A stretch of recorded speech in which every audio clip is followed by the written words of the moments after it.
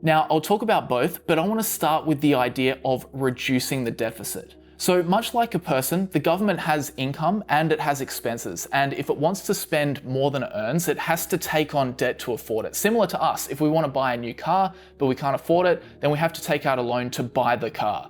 Now, the problem with the US is that every year since 2000, the government has spent more than it earns each year. As you can see, for fiscal year 2024, the government collected 4.92 trillion in revenue and had 6.75 trillion in expenses. But now this is the important part. Because the United States government consistently spends more than it earns each and every year, that leaves a shortfall, and that shortfall has to be made up by the government selling bonds. It's essentially like an IOU. Investors give money to the US government and the US pays them back after a certain period of time.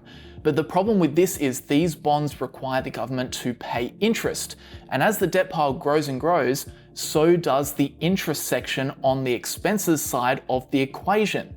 And that only makes the deficit worse. And on top of that, there's the compounding factor at the moment of higher interest rates. So because the government runs a deficit, when their debts come due, they actually can't pay them back. So what they do instead is they will take on new debt to help pay down the old one.